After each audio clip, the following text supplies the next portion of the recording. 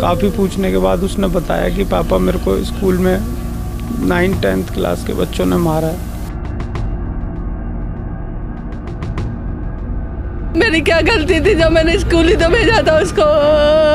एक दिन भी चैन की चीज सांस नहीं ली, उसने सोया ही नहीं रात में कभी भी।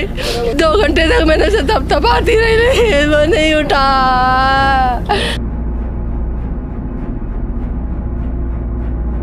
इस चीज़ को लेके मैं प्रिंसिपल सर के पास कम से कम 3 से 4 बार जा चुका हूँ। अभी तक मेरी कोई सुनवाई नहीं हुई है। दुनिया का अगर कोई भी सबसे बड़ा बोझ आता है तो यही माना जाता है कि पिता के कंधों पर बेटे की लाश। और अगर वो घटना और भी ज़्यादा गमगीन हो जाती है जब वो बच्चा महज 11 साल का हो। जी हाँ, ये घटना शास्त्री नगर के इलाके की है। और आपको मैं थोड़ा सा ब्रीफ कर दूँ इस घटना के बारे में कि एक 6ठी क्लास का बच्चा जो दिल्ली के ही सरकारी स्कूल में पढ़ता था। दिल्ली का वो सरकारी स्कूल जिसके अंदर तमाम दावे किए जाते हैं कि दिल्ली के अंदर सर्वोत्तम शिक्षा दी जा रही है। उस शिक्षा की बात तो नहीं है, लेकिन सुरक्षा व्यवस्था की बात करें तो उस स्कूल के अंदर ना तो CCTV कैमरे लगे हुए हैं, महज खाना पूर्ति के लिए ही चंद जो फुटेज हैं वो हमें प्राप्त हुई हैं। बात करते हैं आगे। तो 6ठी क्लास का बच्चा 11 जनवरी को जब स्कूल में जाता है तो टॉयलेट्स में से आते वक्त उसकी बड़े लड़कों से कहीं कहा सुनी हो जाती है। छोटी सी बात जब बढ़ जाती है तो सीनियर क्लासेस के कुछ बच्चे उस बच्चे को उठा के पटक देते हैं, जिसके बाद वो बच्चे को बहुत गहरी चोटें आती हैं और 10 दिन इलाज के बाद अंततः 20 जनवरी को उस बच्चे की दर्दनाक मौत हो जाती है। क्या यह है पूरा हादसा? हालांकि स्कूल की पूरी जिम्मेदारी बनती है इस पूरी घटना के ऊपर कि आखिर इतनी बड़ी घटना को जब अंजाम दिया गया तो आखिर स्कूल प्रशासन कहाँ था, स्कूल प्रिंसिपल ने क्या किया और स्कूल टीचर्स उस वक्त क्या कर रहे थे। क्या मामूली सी बातों के अंदर बच्चों की जान तक चली जाए और हमारी सरकारें सोती रहें। हम इस वक्त परिवार के साथ हैं और ये बहुत बड़ी दुख की घटना है। तो चलिए जानते हैं परिवार के सदस्यों से ही कि आखिर उस बच्चे के साथ क्या हुआ और किस दौर से ये परिवार इस वक्त गुजर रहा है। सर, आपका नाम? राहुल जी, हमें जो पता लगा है उसको ज़रा अपनी ज़बानी बताएंगे। 11 तारीख को मेरे लड़के के चोट लग गई थी। चोट लगने के बाद वो घर आकर जब उसने बताई, काफ़ी पूछने के बाद उसने बताया कि पापा मेरे को स्कूल में 9th-10th क्लास के बच्चों ने मारा है, बड़ी क्लास के बच्चों ने मारा है। मैं अगले दिन स्कूल जाकर मैंने पता किया तो कुछ लोग 2 बच्चों ने जो मेरे कई बच्चे थे उन्होंने वेरीफाई किया कि हाँ कि उसको मारा था, लेकिन शक्ल नहीं देख पाए। लेकिन स्कूल की टाई देखकर उन्होंने बोला कि हाँ बच्चे जो 9th और 10th क्लास के थे।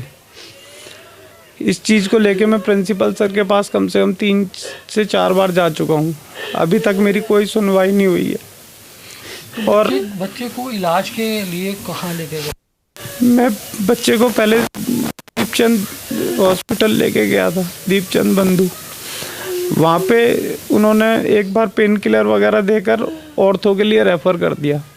रेफ़र करने के बाद जब ऑर्थो ही बंद था, वहाँ पर 2-3 दिन की छुट्टी थी, तो मैं उसको प्राइवेट हॉस्पिटल में ले गया जो सरोज हॉस्पिटल के एक ऑर्थो स्पेशलिस्ट है विनय गुप्ता जी, रोहिणी सेक्टर 7 में उनका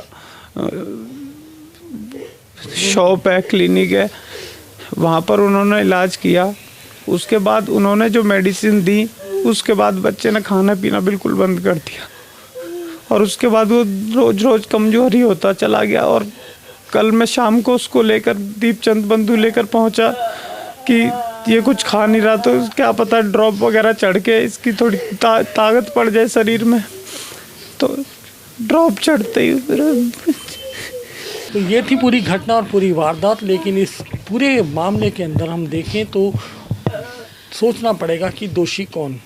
आखिर दिल्ली सरकार का वो स्कूल, दिल्ली सरकार के विद्यालयों में ही वो बच्चा पढ़ता था, वहीं पर उसके साथ घटना को अंजाम दिया जाता है, वारदात होती है। बच्चे को चोट लगती है, इलाज के लिए सरकारी हॉस्पिटल ही ले जाया जाता है और वहाँ पर भी उसे उपचार नहीं मिलता। अंततः हार कर ये परिवार उस बच्चे के इलाज के लिए प्राइवेट हॉस्पिटल को रुख करता है। वहाँ से जब इमरजेंसी के अंदर भी उसी सरकारी हॉस्पिटल में ले जाया जाता है। दीपचंद बंधु सरकारी हॉस्पिटल है, वो भी दिल्ली सरकार का है, लेकिन कहीं ना कहीं ये गलती किसकी है ये देखना होगा कि क्या उपचार की लापरवाही से इस बच्चे की मृत्यु हुई या दोषी वो बच्चे हैं जिन्होंने एक जरा सी बात के ऊपर उस बच्चे के साथ मारपीट की।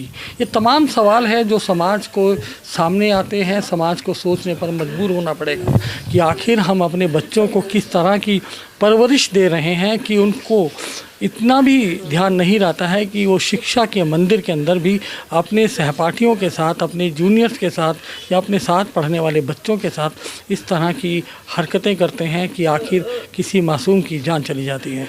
सर, आपने बताया कि आप घटना के बाद स्कूल में 3-4 बार गए, तो आपकी कोई सुनवाई नहीं करी स्कूल प्रिंसिपल ने? मैं कम से कम 2 से 3 बार जा चुका हूँ।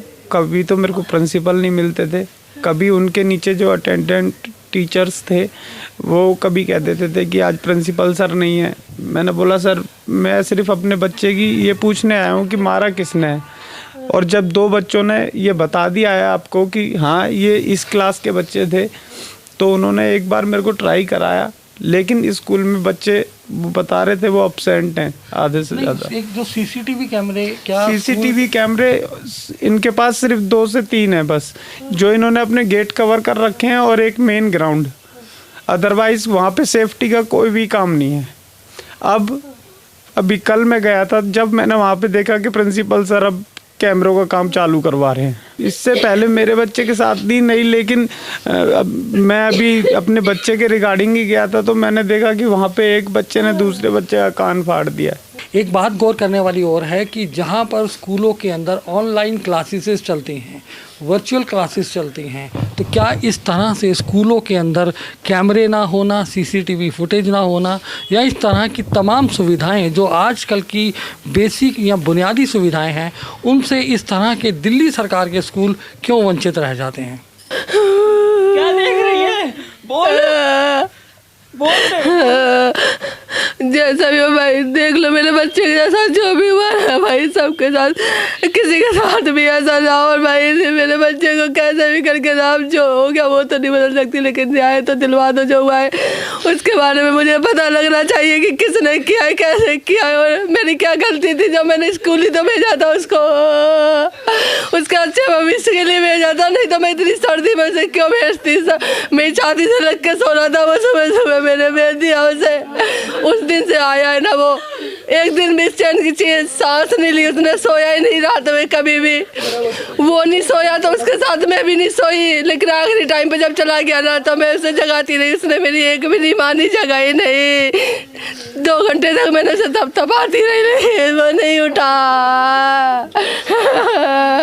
मेरे हाथ दोनों खाली करके चला गया।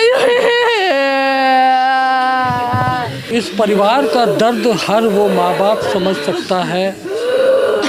निश्चित तौर पर समझना भी चाहिए कि आखिर हम अपने बच्चों को स्कूल में क्यों भेजते हैं, पढ़ने के लिए क्यों भेजते हैं, कि ताकि वो कुछ पढ़ लिख कर अपना भला कर पाए, समाज का भला कर पाए और अपने माँ बाप की,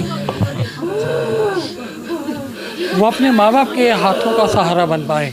लेकिन जब परिवार की ये हालत होती है तो कहीं ना कहीं बहुत ये हृदय विदारक घटना है।